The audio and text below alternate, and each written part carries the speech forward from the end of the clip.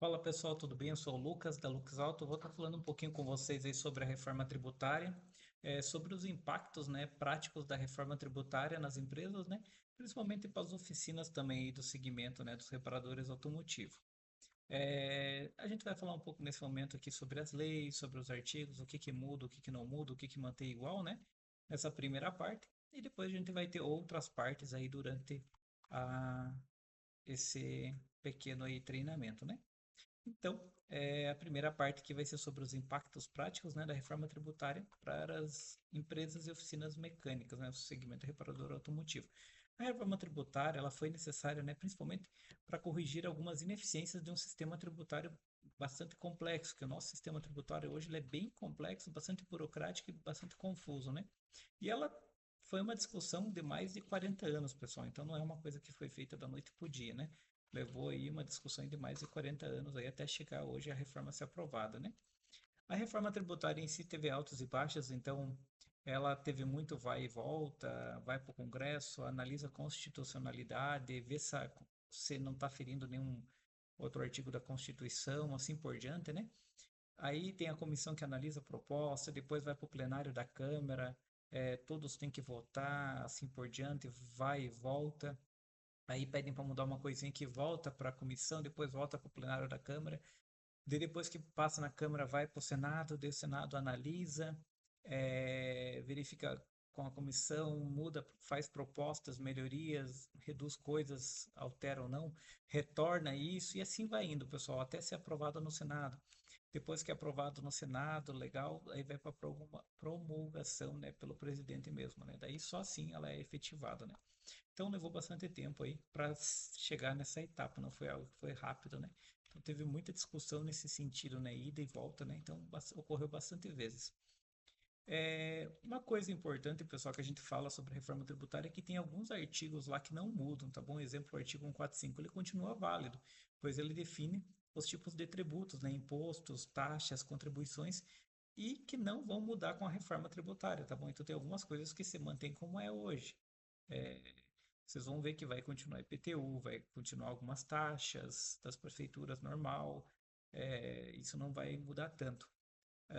O que que mudou foi a forma da aplicação, pessoal. Então a reforma ela reorganizou os impostos, né, existentes, que nós tinha mais de 5 impostos aí existentes, né, e foi centralizado entre dois tributos, né, IBS e CBS. A gente até chama, né, de IVA, né, mas é nada mais do que a centralização desses impostos aí em duas opções, tá bom? E a partir dos artigos 153 e 156A, né? Em resumo, o que que a gente pode dizer? Que a reforma tributária não altera o conceito de tributo, né? Mas ela altera a estrutura e a distribuição dos impostos. Porque a partir de agora, além disso, a gente vai ter um comitê gestor de imposto. Então a gente vai ter alguém fazendo essa gestão dos impostos, tá bom? Uma coisa importante também aqui um pouquinho sobre o artigo 156 da Constituição. Ela foi criada pela emenda constitucional 132, né, número 132 de 2023, que instituiu o novo modelo de tributação sobre o consumo no Brasil, né? Então, essa lei criou o IBS e o IBS que a gente tanto fala, né? O IBS é nada mais que o Imposto sobre Bens e Serviços. CBS é Contribuição sobre Bens e Serviços.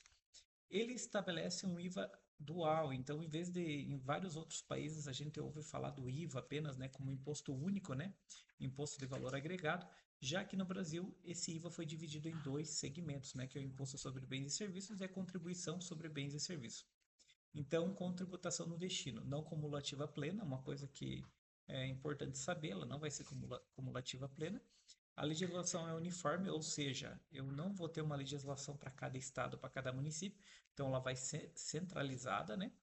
É, e vão ser definidos por lei complementares, beleza? Então, como que vai funcionar? A União institui as leis, arrecada o CBS, que substitui o PIS e COFINS, né? Então a União vai instituir e arrecadar o CBS, que é a Contribuição sobre Bens e Serviços. Já os estados, Distrito Federal e municípios vão compartilhar a competência do IBS, que é o Imposto sobre Bens e Serviços, né? Que vai substituir o ICMS e o ISS, e que será gerido, né, pelo Comitê Gestor, né, Nacional.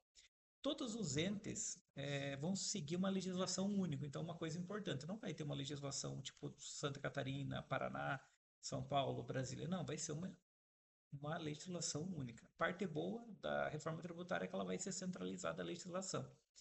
A tributação no destino é na cumulatividade plena, né, conforme definido em lei complementar. Então, e no destino, então, pessoal, uma coisa muito importante é que todo mundo vai seguir uma legislação única, tá?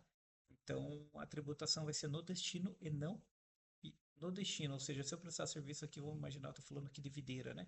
Prestar no serviço aqui em Umerê, numa cidade vizinha, a tributação vai ser no destino de Umerê, tá bom? Claro que tem as exceções, tá bom? Então, vai ter algumas regras ali que podem mudar no meio do caminho, né? Mas até o presente momento é isso que está previsto ali no artigo 156, né? Vai ter aquela questão da não cumulatividade plena também. E conforme definido, né, em lei complementar, tá bom? Então, pode ter alguns impostos extras, né, como imposto seletivo, que já foi conversado, né, com outros segmentos, que pode acontecer isso, tá bom? É, o imposto seletivo é algo bem importante a gente comentar, porque ele foi criado, um tributo federal com o objetivo de atender apenas alguns segmentos e alguns tipos de produtos, tá bom? E sempre vai ser destinado a produtos que fazem mal à saúde, ao meio ambiente, então, com o objetivo, né, de reduzir e de desestimular o uso dessas mercadorias, né, em específico, ou do consumo desses produtos em específico. Então, esse imposto seletivo, normalmente eu acredito que a gente vai ver ele muito sendo usado aí para cigarros, bebidas alcoólicas, quem sabe aí parte de gasolina, lubrificantes, que acabam sendo danosos ao meio ambiente, então, que são nocivos, né? Então, a gente tem grande chance de alguns desses tipos de produto aí ter um imposto maior do que o previsto, né? Então, acredito que logo vai ser o incentivo aí que nem parte de carros elétricos, híbridos, etc, né? Então, isso pode tudo impactar, né? Nesse imposto seletivo, você vai ter ou não. Esses aqui foram apenas exemplos que eu estou citando, tá bom? E aqui uma coisa muito importante, pessoal, o porquê da reforma tributária, né? Tanto falam, né, o porquê da reforma tributária. Pessoal, nosso sistema é muito complexo. É um sistema tributário altamente complexo, tem variações do mesmo imposto, são cálculos complexos, múltiplas obrigações, as contabilidades você vê em amarelo para entregar todas as obrigações, isso é um caos, bem dizer assim, né, no sistema atual.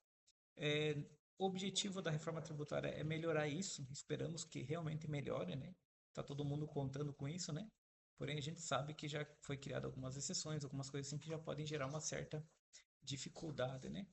E aqui a gente pode ver, né, algumas obrigações do ICMS, guia, GST, FD, nós temos de FAO, né? Vamos imaginar que eu comprei uma mercadoria no Paraná, que a importação lá é 4% de ICMS, né? Quando eu compro essa mercadoria, eu compro essa mercadoria de uma distribuidora do Paraná para revender em Santa Catarina, eu tenho que pagar o DIFAL, o diferencial de alíquota. Então, dá exemplo, aqui em Santa Catarina, o imposto de importação, vou imaginar que é 12%.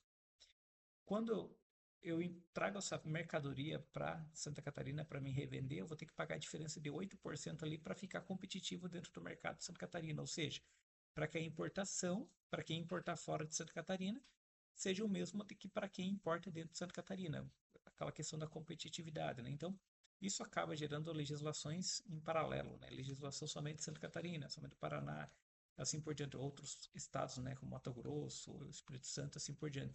Zona Franca de Manaus, que tem um caso muito específico, né? Então, tudo isso é complexo.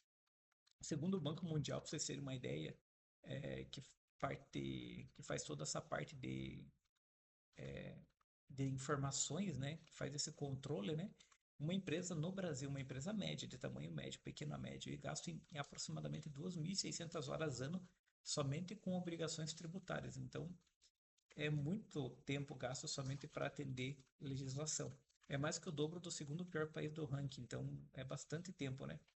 E representa 8 vezes a média da OCDE, né?